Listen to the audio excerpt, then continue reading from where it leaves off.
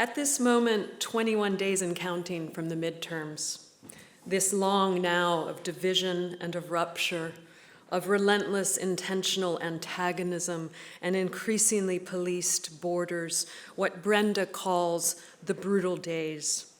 It gives me such necessary pleasure to welcome into our midst two authors and beneficent, though they will deny it, human beings who have donated their time and minds, and in Brenda's case, her unstinting and magnanimous activism, to promoting and pondering ideas of withness and amongness, and finding in the very prepositions we rely upon so readily a way to, quote, be released from our positions. Both of their recent collections unsettle us from the outset with their titles, which is what I'll focus my introduction on tonight. These titles, like the very lichen to which a large section of Brenda's book is devoted, grow on the outside of their books, but also have a mutualistic relationship with the poems and materials within, informing, entwining, activating, querying them. So let's begin by querying Forrest's stark and mysterious title, Be With. Is it a commandment? Be with. Or an infinitive verb, to be with? Or does it exist in the limina between? If it is a commandment, it presupposes an opposite. But what is the opposite of being with? The poems within point to and generate many possibilities. In his opening poem, Son, we are presented with a man who has, in his own estimate, failed to be with or present to. Someone who has given his life to strangers in lieu of intimates.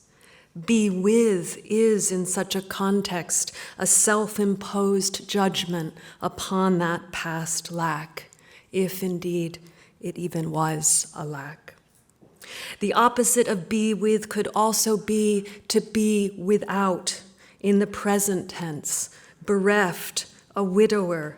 In this interpretation, be with is an instruction in the wake of bereftness, to be with and among the living, to tend to his child and to his mother, and not allow himself to consider, quote, the possibility in which I didn't believe of being with her once more. And while to be without suggests mourning, this is when I go a little astray, but just go with me here. Withoutness, as it turns out, in Forrest's incredible wreath and wraith of a book, also reasserts its etymological origin, meaning outside. But if be with is a commandment against or an alternative to being outside, how can we ever achieve it or behave it?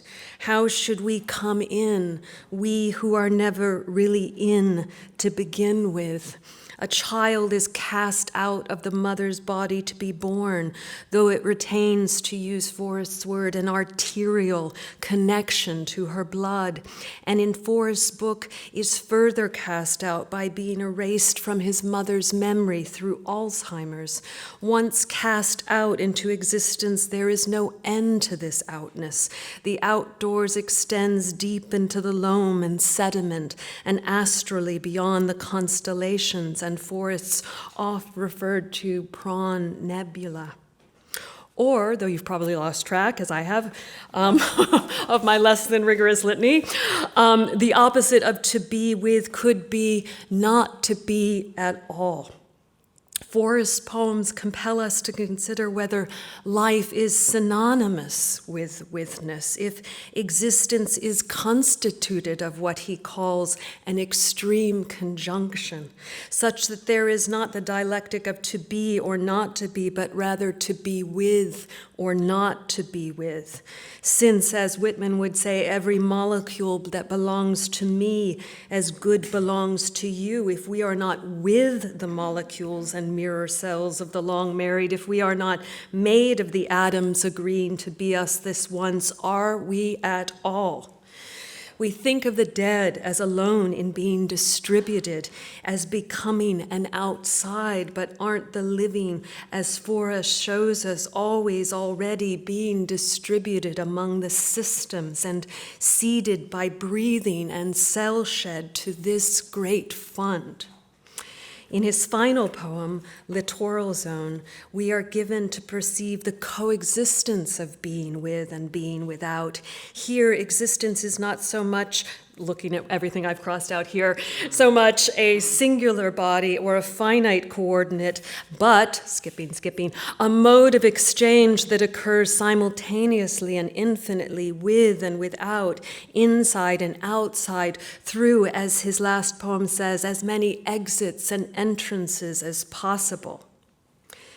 Now to turn to Brenda's collection, which is, to use her own choice of phrase, a kind of life form, one that is very hard to do justice to the magnitude of. In this life form of a book, Brenda constructs the uncanniest aggregates using the radical likening, with a K, agents of is and as, simile and metaphor as a generative fundament of unpredictable structures that foster new networks of thought and action and find common cause among unlikely entities and elements. As with Forrest's title, there are several things we notice immediately upon encountering Brenda's curious title, and it is curious, as Houghton writes, and remains curious throughout, curious from the root word to care, of which Brenda never lacks. Extra hidden life. Those first three words demand equity.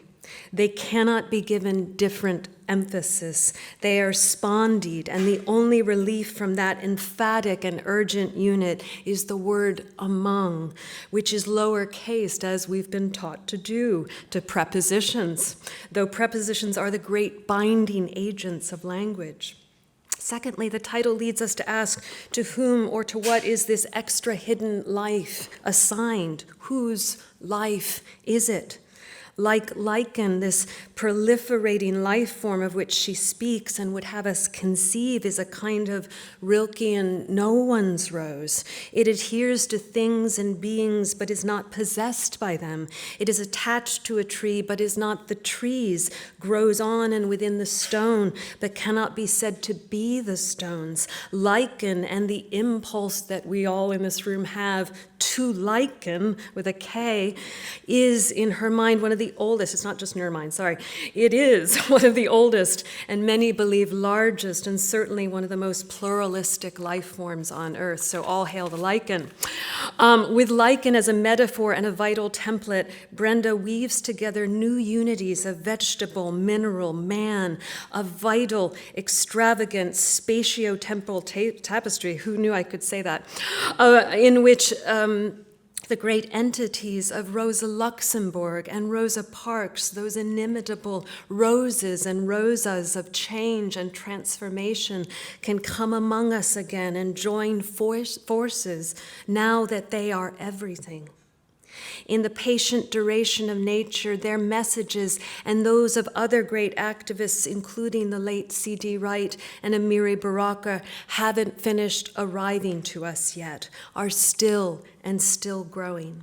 Brenda's poems celebrate and encourage the emergence of new groups and movements, new life forms, great aggregates of activists that attach themselves to pavements in protest, activating the collective, revitalizing the binding agents. For surely, she says, the people is the grass.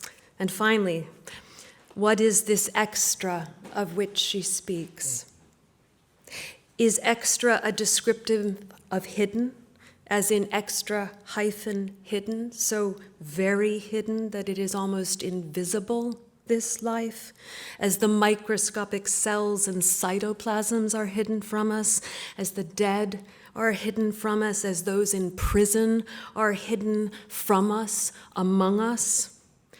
Or is extra referring to something akin to the extras in Wim Wenders's Wings of Desire, in which the extras are the marginalized beings upon whom Peter Falk, and therefore the film, pays its great attention? Unless, as Brenda asks in her opening poem, which maybe she'll read, all humans are extras, and there is no majority, no central casting, and we are discentered from our sapien-centric status in the ecosystem. Or is extra from its root word meaning out, as Thoreau's favorite word was extravagant, meaning to wander outside or beyond the given confines, extra life, life outside. Brenda's work helps us ask what hides this outer or extra life from us. Is it hiding, oppressed, scared, seeking refuge or sanctuary, as is its right? Or is this life hidden by our own failure to perceive it? As Fred Moten and Stefano Harvey write, of structures that limit our ability to find each other. For now, please welcome these two great forces among us who are helping us to find each other and the hidden life. Forrest Gander and Brenda, I almost said Brenda Gander, Forrest Gander and Brenda Hillman, who will read in that order. They're dear friends, so it wasn't entirely a slip.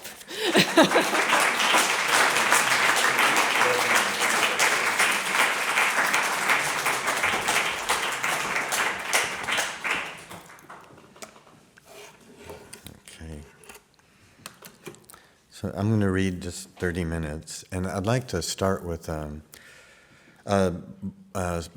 poems by C.D.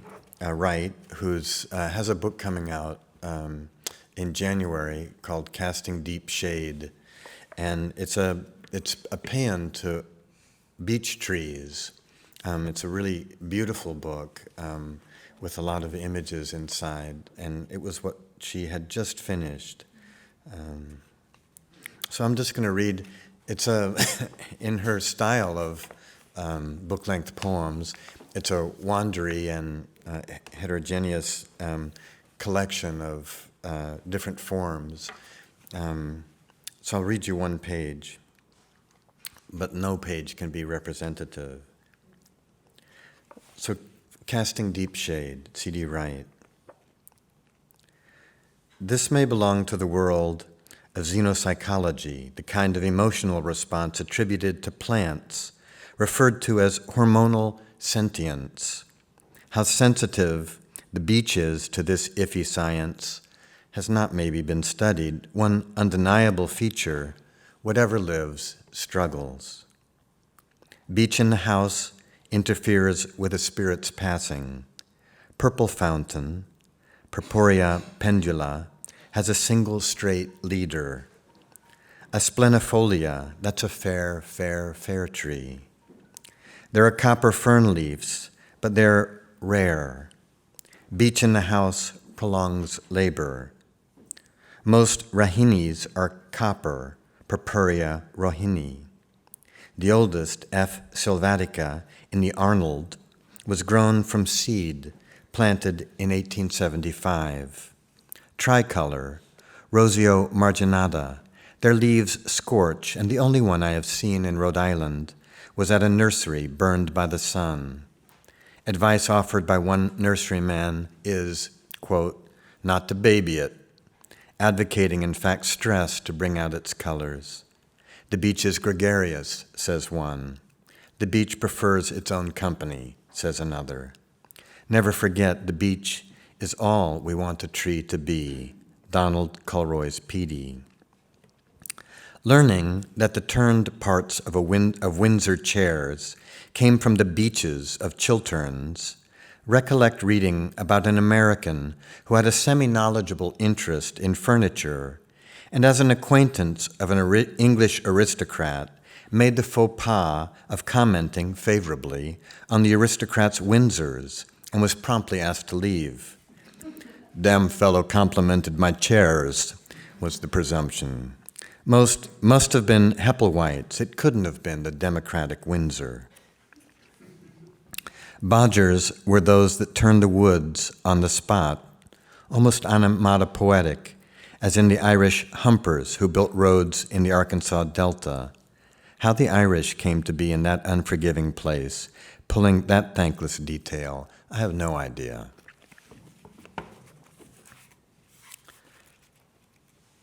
And I'll read from different sections of Be With.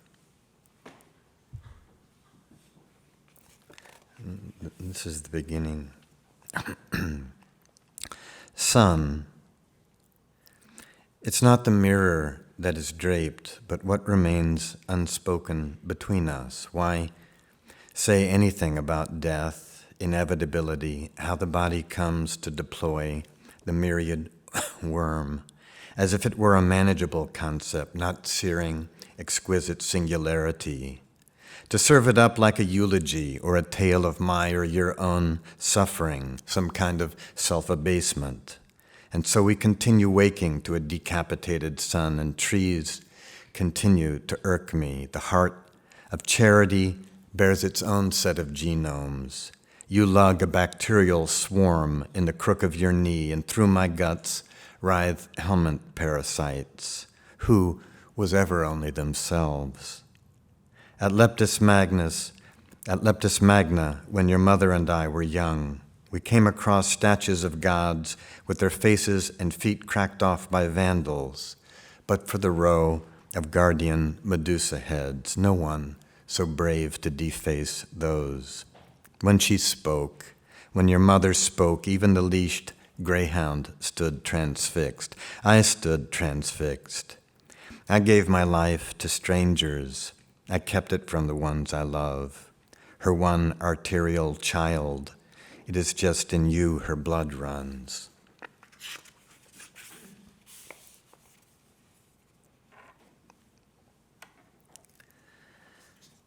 Beckoned, at which point my grief sounds ricocheted outside of language, something like a drifting swarm of bees. At which point, in the tetric silence that followed, I was swarmed by those bees and lost consciousness.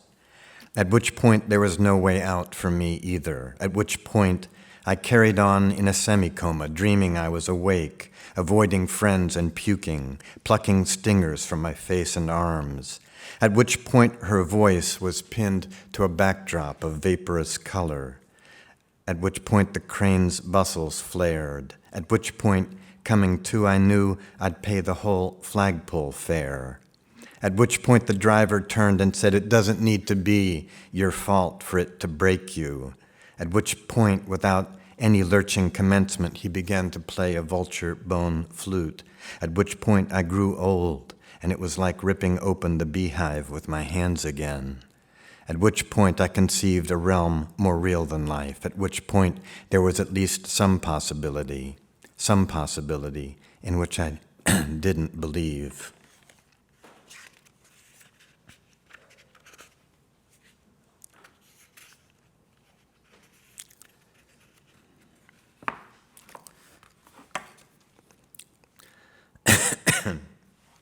Fernanda Melchor is a wonderful young Mexican writer, fiction writer, whose first book is coming out in English in a few months.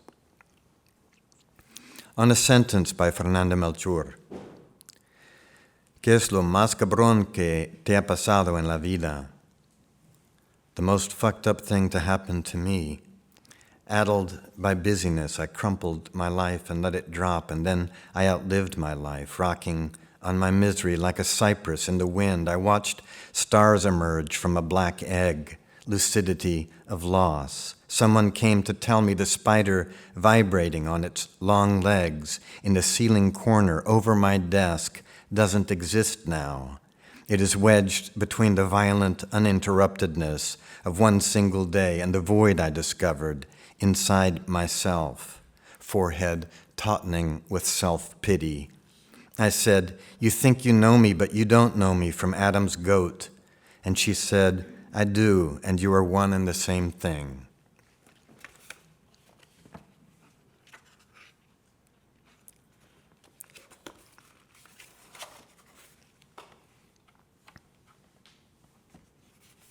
That's an Arkansas expression.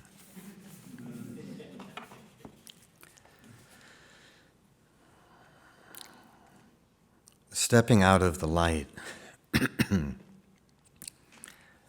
bleaching the spaces between each trunk, fog delineates from a vast of green the silhouette of each pine on the slope. Maybe it's like that.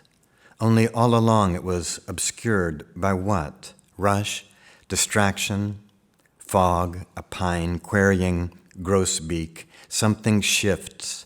You find yourself in another world where you weren't looking, another world you weren't looking for, where what you see is that you have always been the wolves at the door, left ajar, gaping your own door, and you burst in as the mangler. You gouge out your right eye, which hath offended, and you burst in as the great liar, gorging on your own flesh, and as won't let go, who shreds your tendons, gnaws your femur. You can't stop bursting in, coming upon yourself, alone, vulnerable, in the privacy of your dying, bending to pick up with a tissue a crushed spider from the bedroom floor, half sensing in your solar plexus the forces of that which cannot yet be sussed, discovering yourself once again already to have been inside something, like an equation with a remainder, a deodand, a reminder of the impossibility of reconcilement.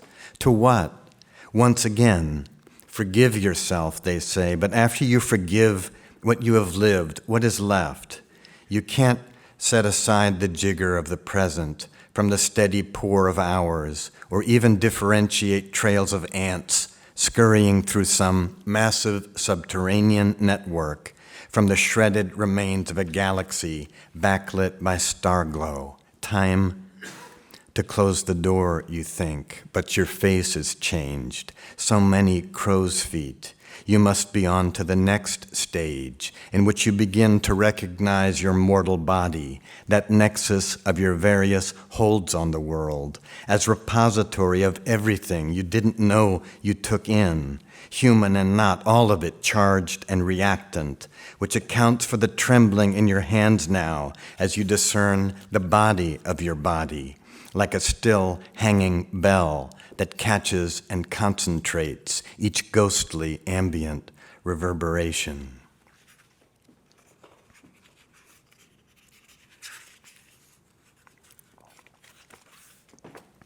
This is no longer, he wouldn't really let me call it a translation, but a version of a poem by San Juan de Yepes, St. John of the Cross. First ballad, a wreath. In the beginning the Word was as being. In happiness, infinitely the Word possessed. The same word being was, said to be beginning, beginninglessly. It went on, a sum caromming through fervid void, for the Word from the outset always was conceiving, concentrating its consequence, for glory in the Word possessed the being, and all of being's substance it gleaned from the Word. Lover to beloved, lover in beloved, in the other one went on, and that love which entwined them was of the same sum, two voices, one beloved among two, and in them each one happiness rendered them one lover, a splendor unconfessed, gleaming as two possess one being. Each alone possessed it, each of them in love, a plenum of the Word, whose being each twined around the other, beyond comprehension, an ineffable knot. Such fervid love entwined the two together. In one voice both possessed a plenum of the world. The more that love was one, the more of love there was.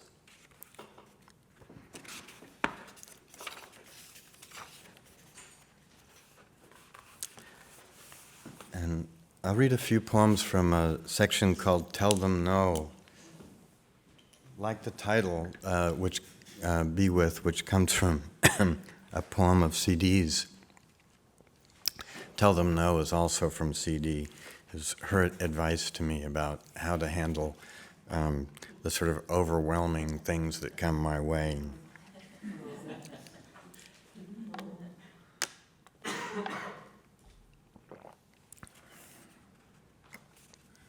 I'll just read kind of a scattershot through here. Each page has 2 small poems on it, and there is a kind of sequence to them, but I'm not going to read the whole thing. Tell them no. The essence of the thing is often in the flash, Clarice Lispector. What a good human life looks like in bed as out, an extreme conjunction.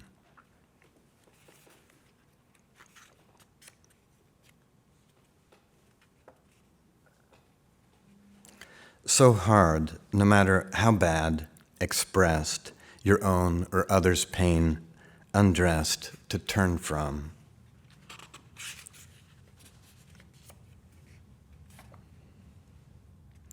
She said suffering wasn't necessary. He said it was the gateway. She said drag it back where it came from. She said you call everybody baby. He said it's kind of like free money. She said, he said, to just stand here. Their dog's deep gaze, her stomach gurgling, clitoris plumping under pressure. Was that a pump knot on his forehead? Long doctor office afternoons drained her life. Hummingbird? His suede jacket went dark at the collar with oil from her hair. Then scratched my arm with my teeth, nicking the cap of the eggshell and taking the larva of recognition into my mouth.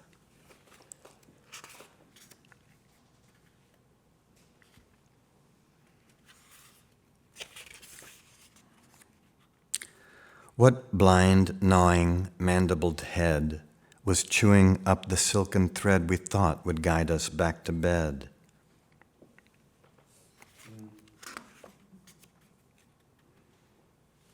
Dear spider, in this house 8 legs are too many.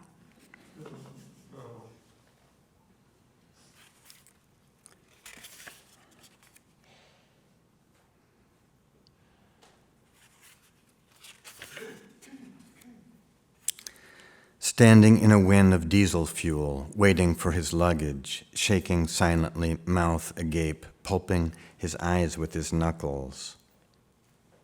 I hear the busyness in their voices. They hear the busyness in my voice. To be oblivious in some manifold danger, and so one lives. Like how early around, she asked.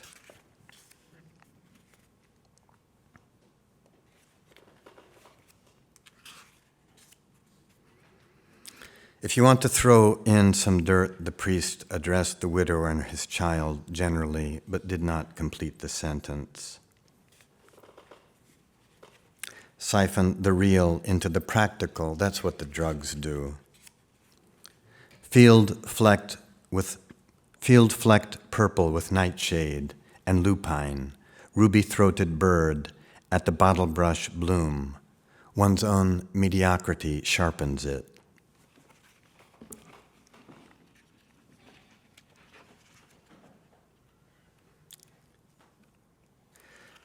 And then, as Christina alluded to in her extraordinary introduction, there's some poems that a lot of people of my generation are writing now about Alzheimer's. This is titled Ruth. And again, I'll just read a few poems from the section.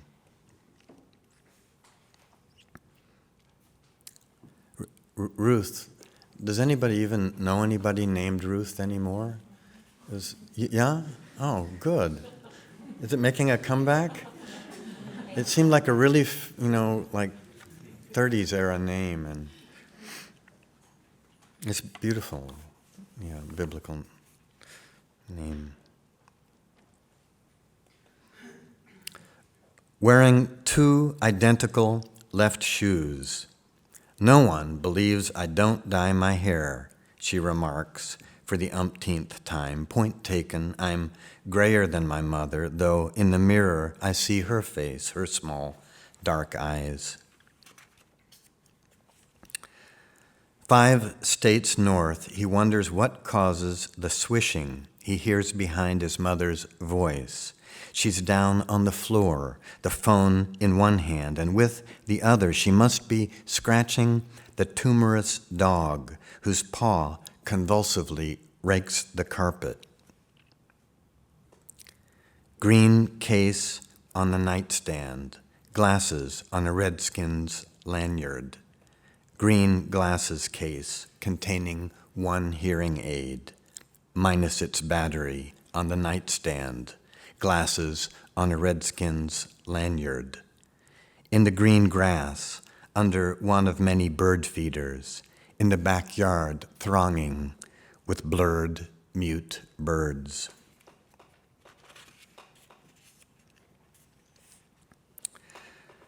The beak hard determination to be a good person.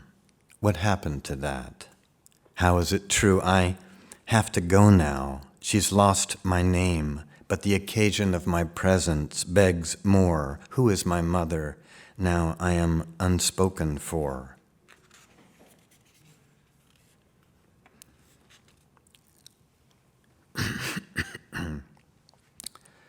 So take her hand, walking in the garden, an animal moment of warmth she won't recall after our sit. Voracious starlings ride a swinging cage of suet. That signal enthusiasm in her eyes muddles with torment. Choose whatever you will, and the disease still wins. Like a heavy shawl, the shadow of cloud drags across mountains on the horizon. Maybe I've misread her expression.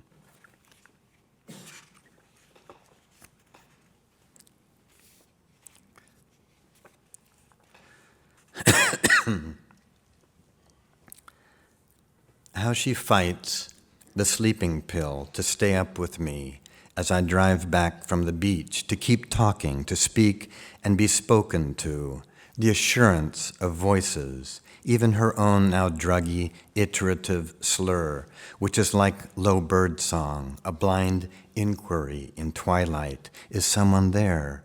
And a claim that she is alive, here in the seat beside me, her seatbelt around her as she overcomes the pill, the devious obstacle course, the drowsiness I administered in order to drive her 4 hours home this evening, to concentrate on driving, to save my pollen-swollen and mucus-inflamed throat from the overtime shift of talk, to stay the repetitive questions, her struggle among scraps and familiar names torn from faces and feelings, the cipher names of her husband and her grandchildren, a language of blanks.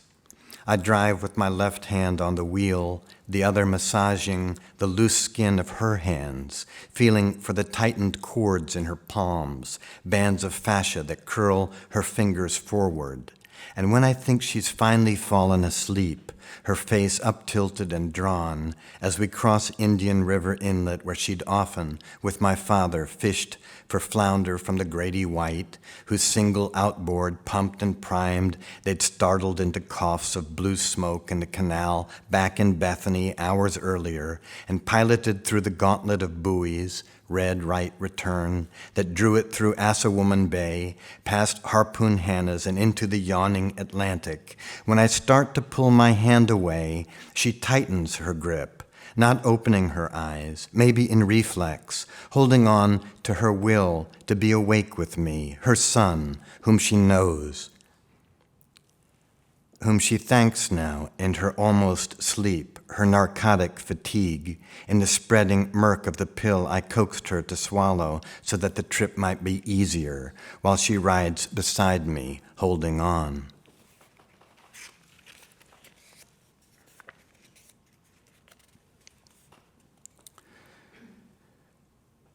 To listen to each repetition with renewed attentiveness, as if it were the first occasion, to forget you've heard it before, and to receive her words as her first words or her last ones, for she repeats things not only because she's forgotten, but also so that they will be remembered, to come into a rhythm of farewell with her, marking it, relishing its periodicity, in order to crack open another kind of love inside the old familiar love, a vast of acceptance without condition, akin to what a mother might feel for her child.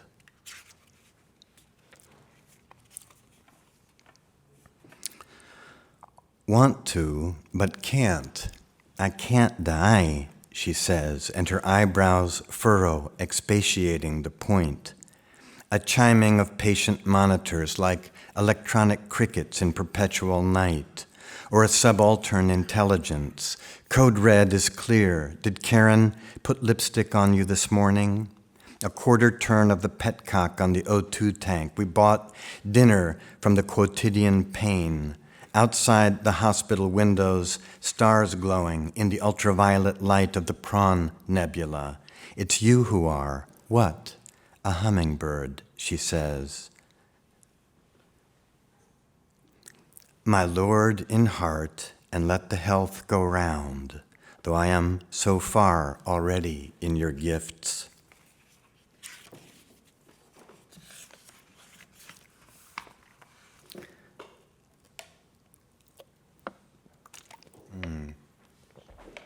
The last section is a collaboration with a Canadian photographer named Michael Floman, who's a terrific artist and has a really unique way of photographing. He goes into the Canadian wilderness with big sheets of photographic paper, plunges them into streams,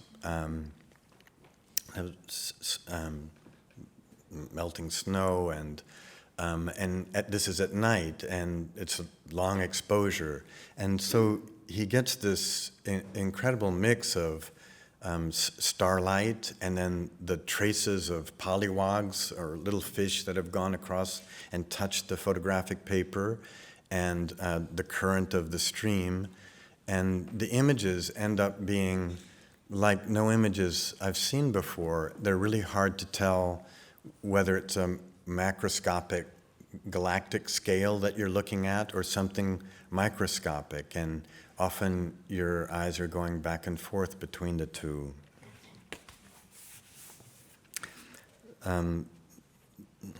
So I'll read a few poems of, just a couple poems from this collaborative work. And the poems are written in tripartite sections. Entrance. Whether the blackness is interior, pelagic and vegetal there, organic and intestinal there, or merely background for such shapeliness of globes, spangled with lamperid glow, airy with striate foliation, and nowhere strict off level. The shapes are white as tissue, gauze. No, they are transparent and white. They are membranous, they are milky, and the vertical thrust of their entanglement shows they coalesced under the influence. Suspiration from our lung thicket, lengths of limbs in limbo on the furrowed sheets, so love buds again in trembles above this earth smoke. A swarm of projectile baubles lifts, effervescent, over the lip into a grim rictus and drifts there, lost along the spackled back wall. Such light, like ivory spokeshaves, flared, and knobby florets caroming radially over the curve extremitizing distance weighing against foreground, were such improvisations to rise spontaneously out of itself. With whom might it be shared? fuegos fatuos, we cast double shadows in pantome blacks, my salamandrine longing stutter-caught on your nocturnal gorges, until you're subtracted from the visible escarpment, and I'm a throbbing waste heap of ghost. And the last one in the sequence, exit. Mobbed phosphorescence, gaseous swarm, and breath beats blazed into an invisible integument, to begin in intimacy on this volcanic tuff, here to cling. For though we have no criterion for how to see and are not sure what we are seeing, we are plunged into sensation, as into a novel ache, but whatever has dispassionate description delivered. Your impact marks throng the resin of my mind, declension, a focal spasm. When your eyelids release their tension, nocturnal pods, invertebrate and membranous, surge into my dreams. From afar, do you see me briefly here in this phantasmic standoff, riding pain's whirlforms? Thank you.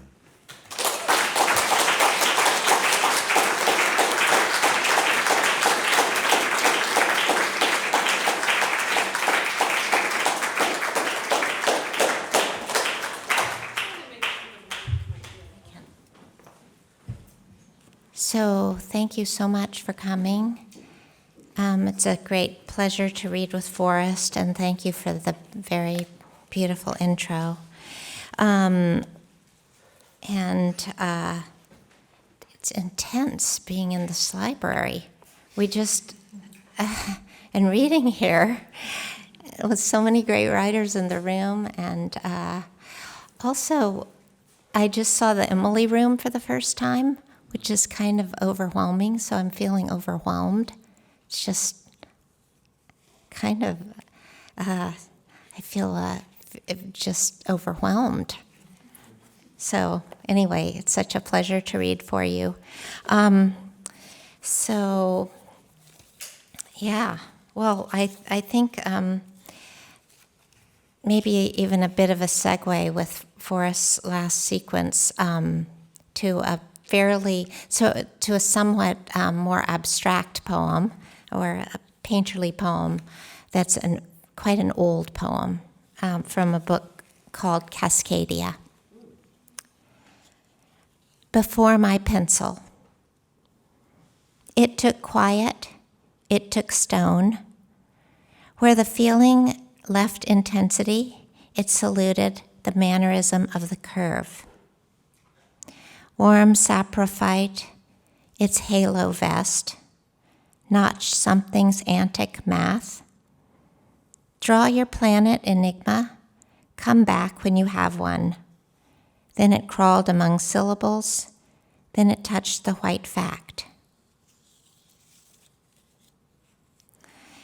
And I thought I'd read a few poems from Pieces of Air in the Epic that have libraries in them, because there's a sequence of poems about libraries at the end of that book.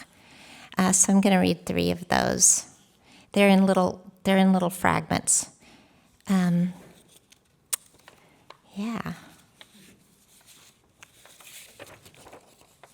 start with the first poem in that sequence, An Oddness.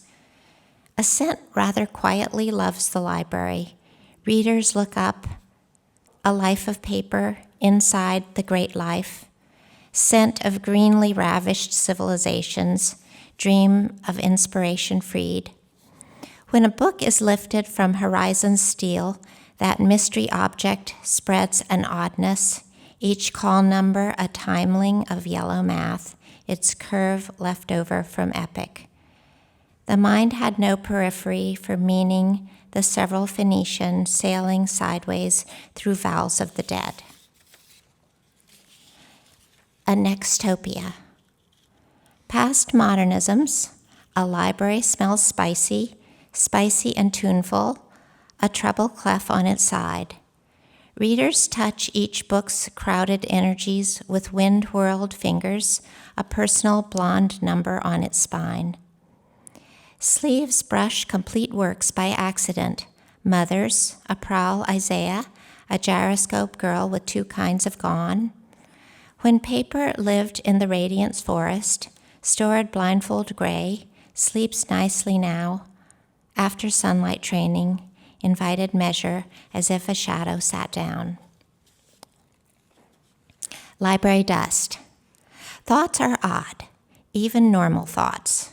Nature within nature, vowels where sex cries recover. An oddness made your book a world. The whisper furnace blows bent, crackly motes through readers' delft blue auras. Were you afraid your book would vanish?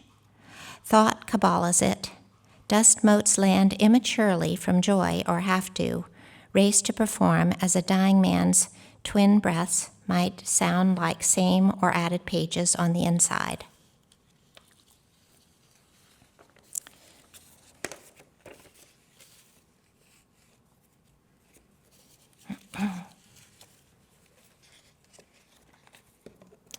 And,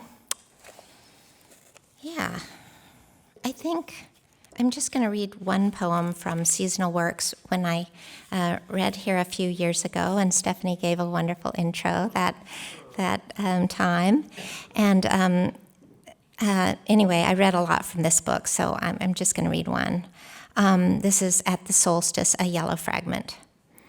Our Lord of Literature visits my love. They have gone below. They have lost their way among the tablets of the dead. Dark energy, wood rat in the pine, furred thing in the fine. A suffering among syllables stops winter drops from cold miracle night. A fox deep in its hole, under yellow thumbs of the chanterelles. No, gold thumbs. Goldman Sachs pays no tax. Baby goats in the pen, not blaming God, not blaming them.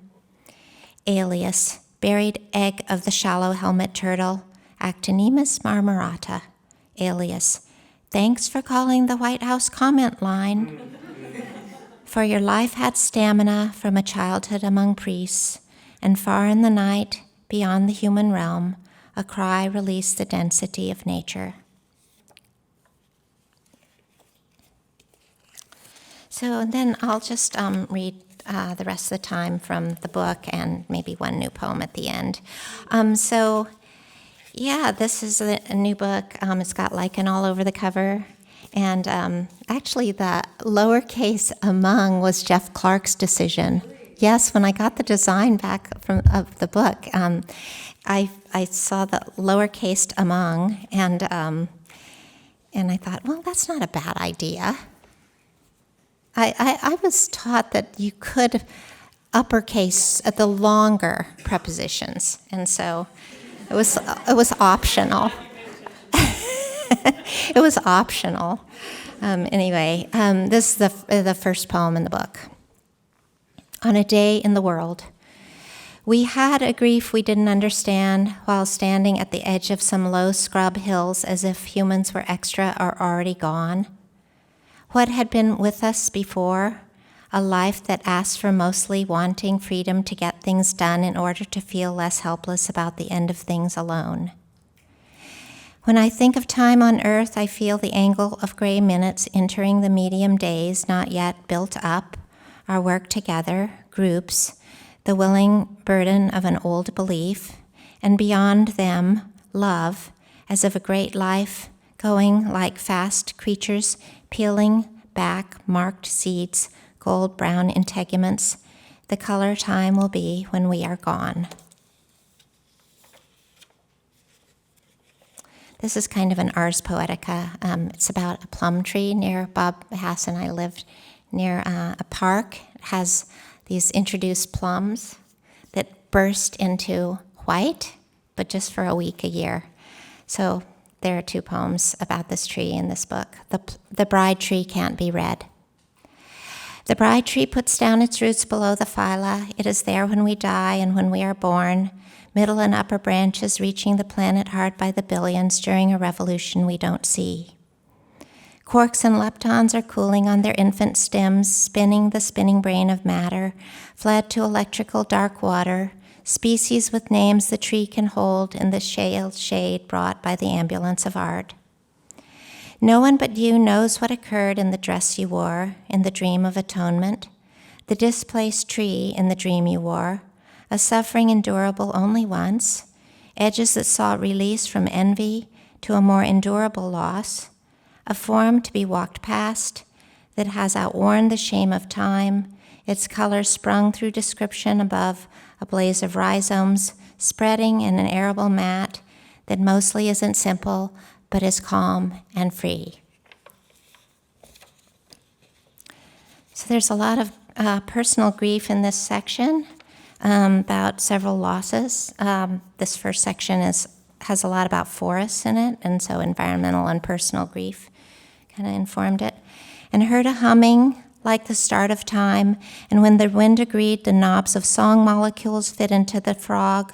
A knowledge heard the humming without fear, puffball spinning among the dimensions, wears itself out by evening. To know what in a day? To have thought the children safe, and the little woods, that thought must be given back. Not safe and lost, you could text, but they would not text back. Not to be undone by this, even if. To rest with what must be given up. There was a love at the start of time, then love that broke the breaking.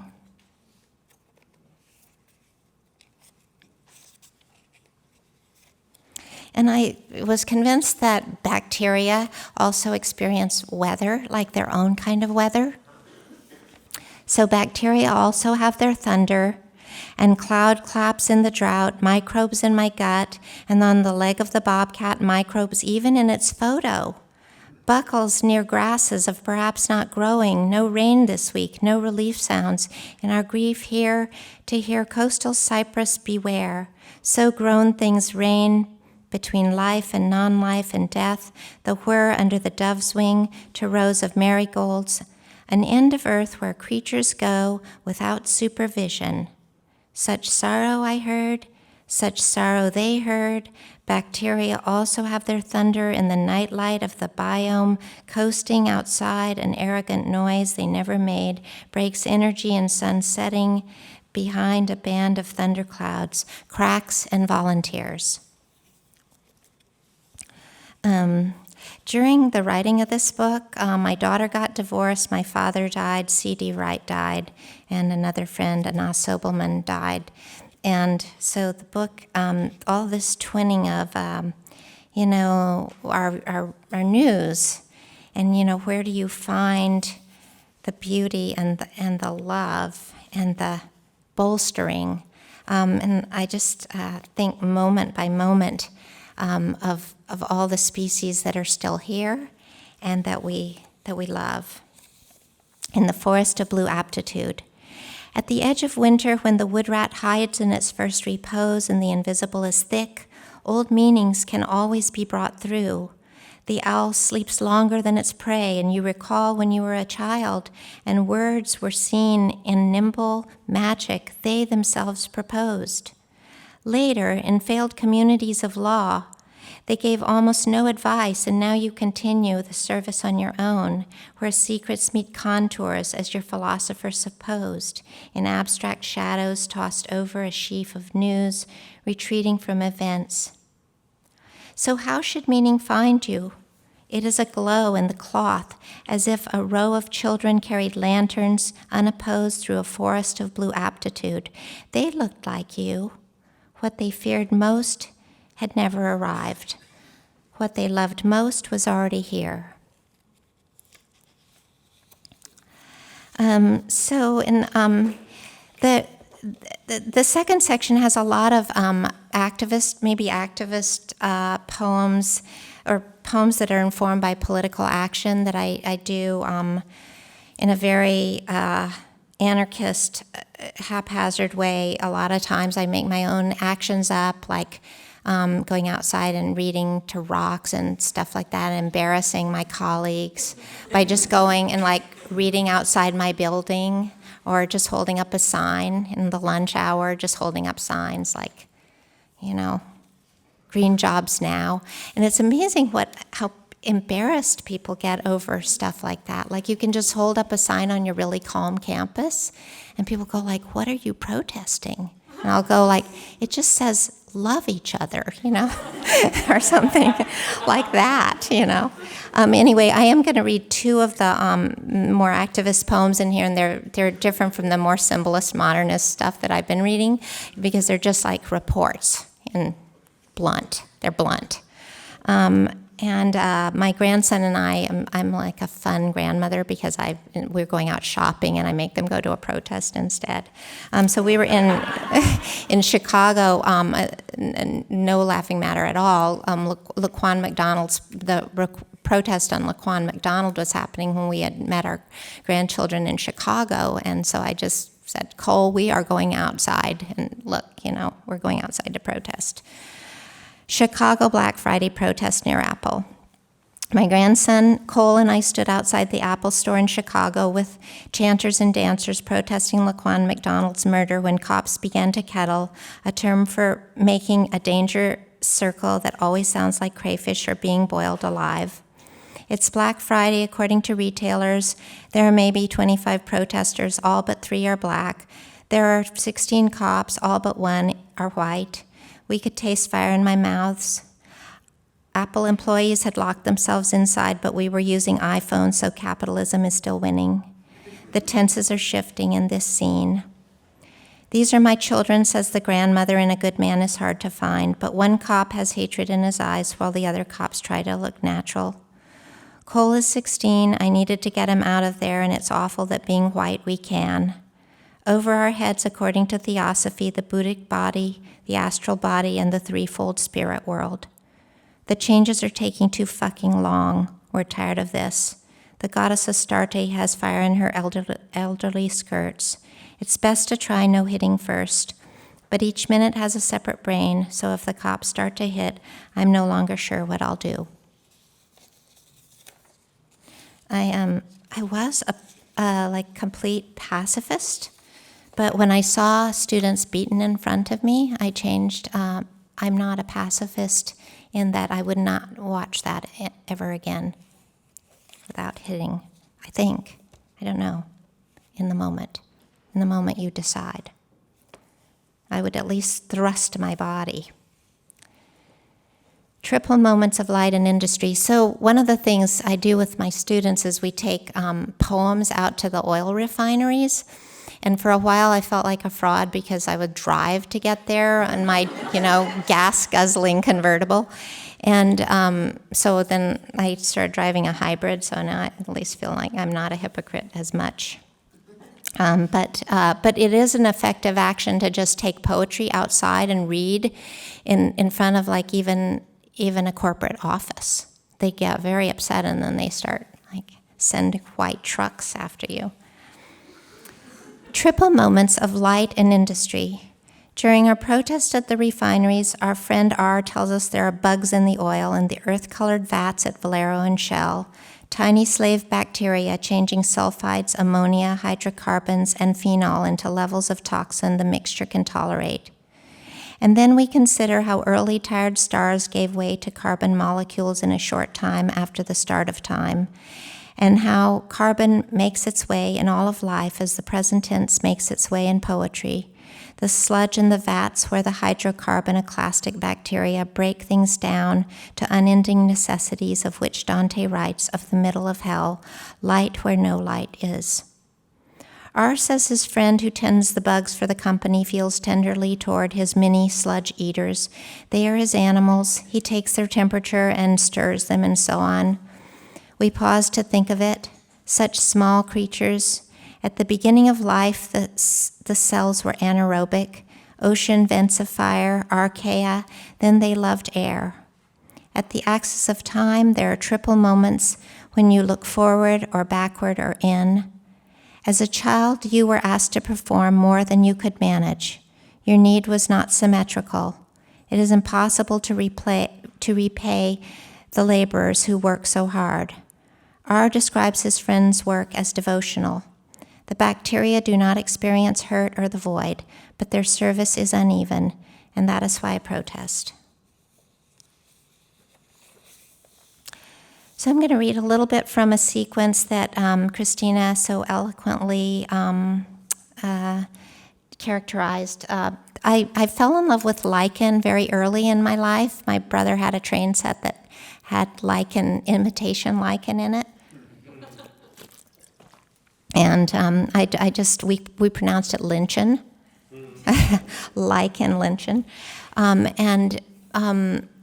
I love the thought that metaphor and simile are made up of several things, the way lichen is made up of several things. They thought just fungus and algae, but now they've discovered there's a yeast and there's several other kinds of things that enable this symbiotic relationship. It's not parasitic, it's symbiotic. So lichen is just a beautiful metaphor. And I wrote this after Occupy, and when Ferguson had just happened, I decided to write a sort of day book. I kept sort of frantic notes in my notebook every day, and then crafted it later into poems, sort of modeled after some of Creeley's day books and Giovanni Singleton's and other people who've just kept day books. There's several inspiring figures, like Christina was saying.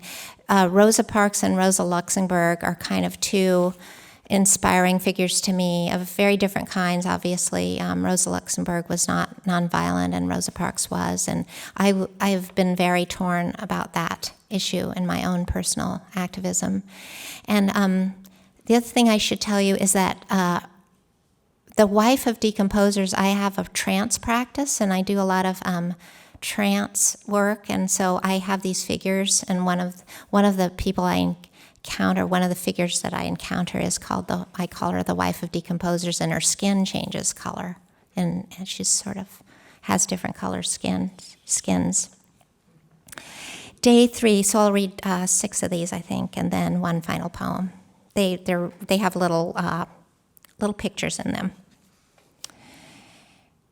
A metaphor, day 3, a metaphor exists in your place. Thinking of Rosa and Rosa on the tiny plane flying over Ferguson, the Midwest generalizing bumpy clouds, iPad, I nausea, I vomit, a white woman throwing up in the seat, 9A into a paper bag. A metaphor exists in motion. No one could help her as she vomited. We all just sat there helpless. My wife of decomposers has brown skin. She visits me among the forms. Lichen says, accept what is, then brink it down. I sought my soul among the books, and he was reading. In summers beside, they abide. They sit in yards and rooms, listening to words. They smoke hand-rolled organic weeds, wildly gesturing. They take the grief smoke into their bodies. The revolution isn't coming very fast. They breathe. Here are the durable goods online, our phones made by slaves, our satchels made of soft cow. During the can't stand it, how to live. Skin in the yards, life forms, species on stucco and bark, lobes on fences like old sentences, shield and speckled, breaking down progress, breaking down hulls of ships at port, near tiny foxes in the woods, passing through the organisms, breaking things down, flavopunctilia in lacerated dusk, worlds that are and aren't, that is and isn't a metaphor. Day 4. In the afternoon of our unknowing, we were outside. So were the organisms, flies, dust, punctuation. It's impossible to know how to live. Rilke, paralyzed, depressed, wrote little during World War I. Claude McKay, Jamaican songs in dialect. In letters, Rosa writes, my gold, the workers' strike. The Tsar's children had diamonds sewn into their clothes. My lichen figure has orange skin. She breaks things down in thickets near the walls, sunburst forms with even oranger ears, living bravely when the air is bad. Yes, of course, yes.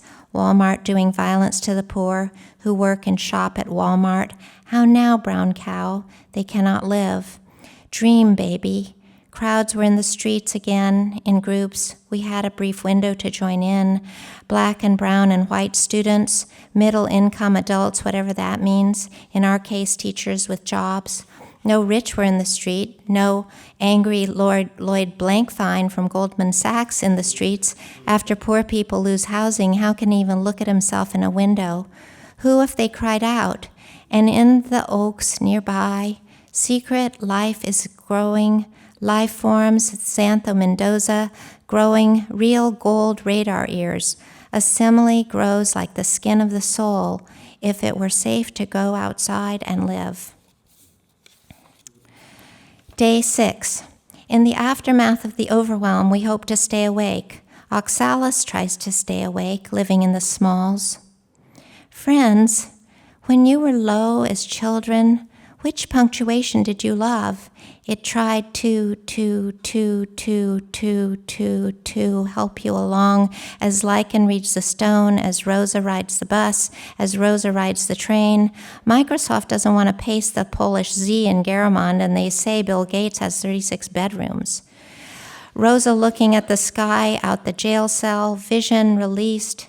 To human suffer so far back beside, outside the drought, ruffle lichen spreads a tasty dark beneath a tree, white lobes with a larger lobe, and Ceridia looking like ridges of cocaine when we were bored and didn't know oblivion is another thing Big Pharma owns. A simile besides. As a child, I thought I could love everyone, and now I can't. Can't love George Zimmerman, Darren Wilson, Netanyahu. Tech support tells me she hopes this app will give our family a newfound freedom. I am a twin. The other voices are invisible. Algae and fungi, twinned with lobes 6.2 millimeters wide and long cilia, fairly common on bark in cortex, K plus yellow medulla PD, K plus, to escape the nothing. I love it when young poets read outside, bringing 20 styles of natural into line. My brother's train set had a clump of plastic lichen representing nature, a world that dreams beside, and when a poet reads outside within a dappled afternoon, her voice like someone leaving Eden in a syntax of three smalls, no binaries, no false praise or bullshit.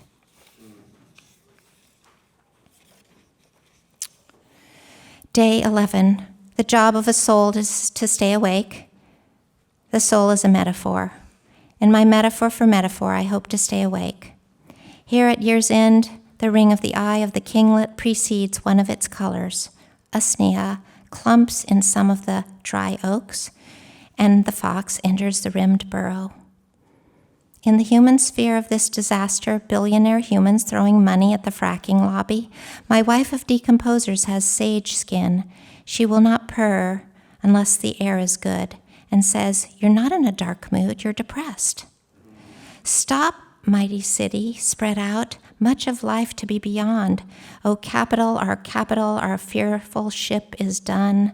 Beside the bay, the one we call Much Beard hangs upon its central chords, sage green, proud, manic, avuncular. In a day, can't imagine roses sleeping in jail, circles intersecting in love and justice. Now prison stands before me, or I before it, riding of demonstrators gunned down before the Winter Palace. Can't fathom having energy for her good cheer, not knowing how, if you saw children beaten, you would not hit back. And I'll skip to the kind of the end of the sequence, which is it ended on Christmas Eve. So these are kind of more, toward holiday. Day 21. The wife of decomposers came to me past fear. She very said, when they rise up, they will rise up. It will take decades when they have to. It was the longest night. It looked much like continuance. It wasn't clear. Had seen a tiny one on the sidewalk spread in a rosette distinguished by its cortex, a love supreme in Coltrane. It looked like sit there in the air. It looked like socialism after money. It was night. My love had gotten up, perhaps to read Cullum Toybean or Hamlet commentaries. I'd gotten up to pray to moonlight, to water, and dark energy and word seeds, to spirits of dead children, to sorrow circles around mothers of killed children, mothers of babies lying in the straw, in the dirt. At dawn, we read Rosa's letters from the jail, not solstice fair exactly. My good spirits don't hold up against my yearning. She imagines a trip with a baby beside her speeding along. It is spring. The child and I played on the rug, games of war and recovery, giant bugs, dinosaurs. We played, You Will Return to Magic Though Your Parents' Marriage Failed. We played, The Day Was Ravished into Streams, but everyone was saved, though in my head it said with the grown-up voice, And thy rivers will only know the place of thy rest. Day 22. Oak moss lichen Averna was used to preserve wigs. We took the family to the sing-along Messiah. The conductor wore a fake handle wig. The child had watched violent cartoons all day while we bought time for cooking Christmas dinner. Rosa writes in 1916, To be human is the main thing above all else, to joyfully toss your entire life to the giant scales of fate if it must be so. I forget every wisdom during the holidays. Every valley, the family sang off-key, shall be exalted. First performed for the poor in debtor's prison in 1742. I thought of musicians underneath their itchy wigs with body lice in 1742, an oratorio about suffering, Jesus who invented the thing of don't hit back. So few believe it now, thanking Jesus at the Country Music Awards by night and wearing hats with gun insignias by day. Even some poets thinking AK-15s are cool. Students tired of don't hit back, what with racist cops and tanks being rolled in. And most people think some killing in advance might work if used correctly. Some cite World War II. Most think there are some types who must be put away: insurgents, bankers, immigrants, settlers, anarchists, cops, terrorists, capitalists, rebels, rightists, communists, bombists, imperialists, abortionists, nationalists, breeders, people from the East, and after that, our side will remain. Out in the cold, every valley shall be exalted, while reindeer lichen sprouted from its powdery sides with no system of elimination or malice. An indicator species, Averna with a peeling white on one side, green on the other, far to the left in the winter night, breaking down the fir trees and the human slabs and the little spruces. So I'll close with a very short new poem, and if I can find it. Oh, you know what? I might not have brought it. Oh, no, I have it. And thank you again so much for your attention. I'm glad to talk to you after, or sign books, or just, be confused together. This is a new poem, and I'm dedicating this poem to my dear friend Luke Manand, who he had a conflict tonight, but he kept me writing in college. We went to Pomona College together, and I love him. And he inspired me in college. So I'm dedicating this to him, and the person to whom it is dedicated was suffering a writing depression and kept writing anyway, so it's also dedicated to that friend. A feeling right before the feeling, and to you all.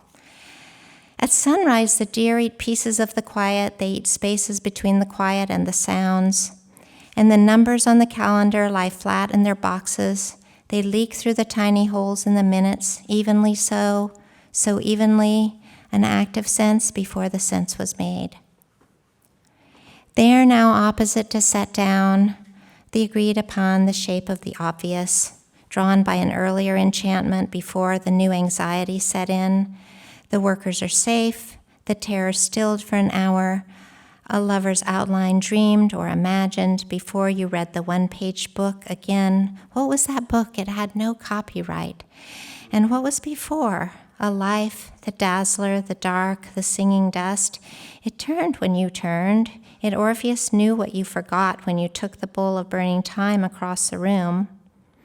And if the previous is closer to you now, should you look? Doesn't matter if you do. You carry the sum of it with it out into it. Thank you.